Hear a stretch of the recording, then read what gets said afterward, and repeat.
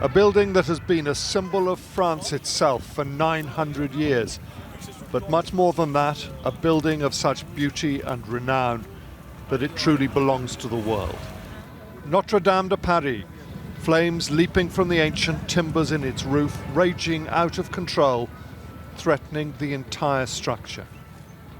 And in every corner of the world, people watching on multiple live feeds, many weeping as they watch. It appears to have started in a roof space during a restoration project. Notre Dame on fire, said 1,000 messages on social media as the first pillar of smoke rose into a clear Parisian evening. The flames soon made it quite clear just how serious this was. On the streets of the Ile de la Cité, crowds gathered and watched in near silence. This was incomprehensible. What was there to say? Within minutes, it was clear this was out of control, flames spreading from the roof timbers to the spire, the flesh, that stands above the cathedral transept. Restored in the 19th century with oak covered in lead, it was swiftly consumed. A tiny piece of what's claimed to be the original crown of thorns had been embedded in it.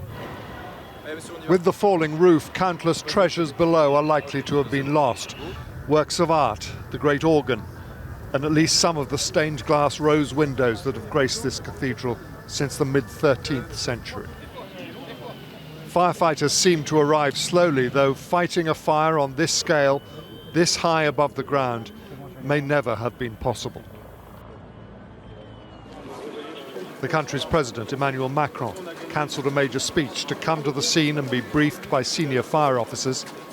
It will fall on him in the days ahead to console and to articulate the shock and grief that every French citizen will be feeling tonight.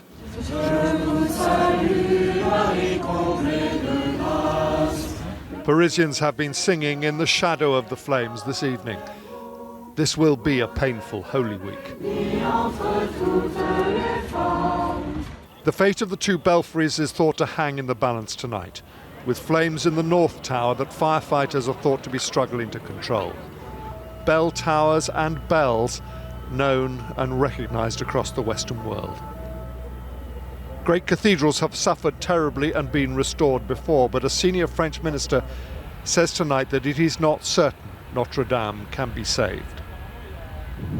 Why do we mourn great buildings as much as we seem to mourn great loss of human life?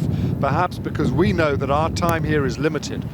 These greatest creations of mankind are meant to be permanent. None of us can ever have imagined we would live to see this greatest of cathedrals die before our eyes. James Mates, News at 10.